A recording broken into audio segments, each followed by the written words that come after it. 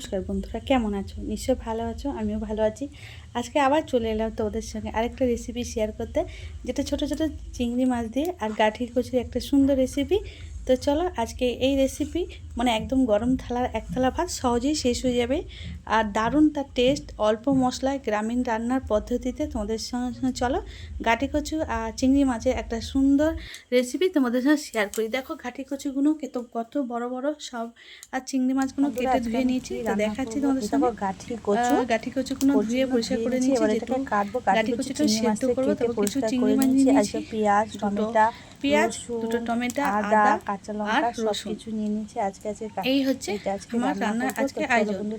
তো চলো প্রথমে চিংড়ি মাছগুলোকে ধুয়ে বেছে নিয়েছি। এবার এই চিংড়ি মাছগুলোকে তো কিছুটা নুন মাখিয়ে নেবো। ছোটো ছোটো চিংড়ি হলেও কী আছে, এর যে স্বাদ সত্যি বলতে দারুণ হয় স্বাদ, আর খেতেও খুব ভালো যায়। চিংড়ি মাছ গাঠি কচু কম্বিনেশন তোমরা তো জানো কত সুন্দর হয়, খেতেও দারুণ হয়, স্বাদও টেস্টি হয়। আর কিছু মাছ ছিল, যেটা ছেলে চিংড়ি মাছ খাবে না, তার জন্য ওর জন্য পোনা মাছ এনেছিল।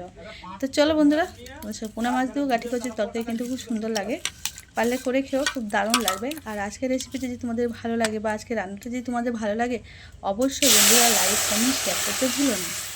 আর নতুন হলে প্লিজ সাবস্ক্রাইব করে পাশে থেকো। আর তোমাদের কাছে অনুরোধ রইল, প্লিজ কেউ সাবস্ক্রাইব করে আনসাবস্ক্রাইব করবে না। আমি অবশ্যই সবার পরিবারে যাব, গিয়ে সবাইকে বন্ধু করে নেব। তো দেখো বন্ধুরা, কচুগুলোকে ধুয়ে এবার গরম জল বসিয়ে তার মধ্যে কচুগুলোকে দিয়ে দিলাম। এবার এর মধ্যে সামান্য নুন দেবো, নুন দিয়ে সেটা ওদিকে ভাত হচ্ছে। আজকে উনুনটা প্রচণ্ড জ্বালা ছিল, কারণ বৃষ্টিতে তোমরা জানো বন্ধুরা উনুনে রান্না করলে একটু অসুবিধা হয়, কারণ ভিজে কাঠ সহজে জ্বলতে চায় না, এতে ধুঁয়ো একটু পাকায়। তো কি হয়েছে, তো পরে আমার উনুন ধরে গেছিলো, তো ঢাকা দিলাম কিছুক্ষণের জন্য। তারপরে দেখো ঢাকা খুলে দেখছিলাম কচুগুলো দারুণভাবে সেদ্ধ হয়ে গেছে। তো এই কচুটাকে আমি বেশি সেদ্ধ করব না, কারণ এটা যেহেতু ছাড়াবো তাই কিছুটা সেদ্ধ নামিয়ে দেবো। তারপরে এটা টুকরো টুকরো করে কেটে নেবো, যেহেতু কচুটা অনেকটাই বড়। তো নামিয়ে নিলাম বন্ধুরা, দেখতে পাচ্ছ তো পাখা উনুন, কত সুন্দর রান্না, কিন্তু উনুনের রান্না কিন্তু টেস্ট কিন্তু অন্যরকম হয়, এটা কিন্তু বাস্তব। তারপর দেখো কচুগুলোকে আমি ছাড়িয়ে নিচ্ছি বন্ধুরা। ভাতও আমার হয়ে গেছে, ভাতটা আমি নামিয়ে দিয়েছি। এবার কচুটা একটু হচ্ছে, গাটা একটু হরহর টাইপের, তাই জন্য একটু ভালো করে আমি এগুলোকে আবার ঠান্ডা জলে পরিষ্কার জলে ধুয়ে তুলে নিচ্ছিলাম, তুলে এবার ছাড়িয়ে রাখছিলাম। আর তোমাদের কাদের কাছে ভালো লাগে এরকম গাঠি কচুর তরকারি যদি চিংড়ি মাছ দিয়ে হয়, অবশ্যই কমেন্ট করে জানিও। আর যদি ভালো লাগে অবশ্যই লাইক শেয়ার কমেন্ট করতে ভুলো না বন্ধুরা। আর তোমাদের একটা লাইক, একটা কমেন্ট, একটা শেয়ার আমাকে অনেক দূর এগিয়ে নিয়ে যেতে পারে। তো দেখো, যেহেতু ইউটিউবে আমি খুব একটা পুরাতন নয়, নতুন, আর তার জন্যে একটু তোমাদের ভালোবাসা পেলে খুব ভালো হয়। তা রসুন পেঁয়াজ সব কিছু দেখে নিলে তোমরা। এবার মাছগুলো ছেলের জন্য ভেজে তুলে নেবো। ও ছোটো ছোটো মাছ খেতে চায় না, তো তার জন্য বাবা পোনা মাছ নিয়েছে। আর গাঠি কচু দিয়ে পোনা মাছের ঝোল অবশ্যই একদিন কমেন্ট করে মানে রান্না করে দেখাবো তোমাদেরকে। আমার কিন্তু খুব ভালো লাগে গাঠি কচু দিয়ে পোনা মাছের ঝোল খেতে। তো সেই কড়াতে আমি চিংড়ি মাছগুলোকে ছেড়ে দিচ্ছিলাম, চিংড়ি মাছগুলোকে ভেজে নেবো ভালো করে। চিংড়ি মাছগুলোকে দেখো বন্ধুরা, এবার তোমরা ভালো করে আমি এটাকে ভেজে নেব। আর এই ছোটো ছোটো চিংড়ি, কিন্তু ছোটো ছোটো চিংড়ি হলে গেছে স্বাদ কিন্তু আলাদা। আর তারপরে ভাজা হয়ে গেল চিংড়ি মাছগুলোকে, এবার আমি নামিয়ে নেবো। চিংড়ি মাছও হয়ে গেল, আর কচু সেদ্ধও হয়ে গেল। এবার শুধু রেসিপিটা রান্নার অপেক্ষা।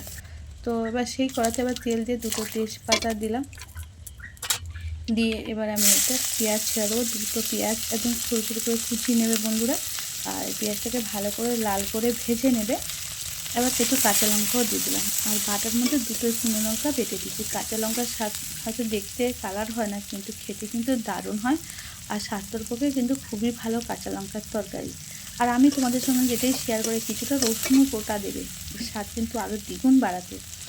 আর সত্যি কথা বলতে আমি তোমাদের সঙ্গে চেষ্টা করি সবসময় কম তেল মশলায় আর গ্রামীণ পদ্ধতিতে সাধারণ খাবার রেসিপি শেয়ার করার জন্য।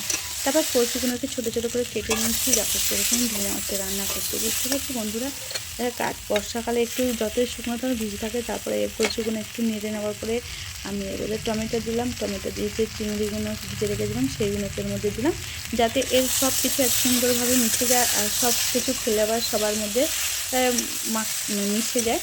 তার জন্যে। আর এদিকে দেখো আমি সব ভয় দিতে গেলে না কী বলবো ভেবে পাই না। তারপরে আদা রসুন আর পেঁয়াজ, না আদা রসুন আর শুকনো লঙ্কা যে বেটে রেখে সেটা দিলাম। তারপর নুন হলুদ আর জিরে। তোমরা পারলে এতে গরম মশলাও দিতে পারো, আমি গরম মশলা দিইনি। তো নামানোর সময় তো জিরে দিয়েছিলাম, ভাজা জিরেও দিতে পারো তোমরা, আমি তো পুরো জিরেই দিচ্ছিলাম।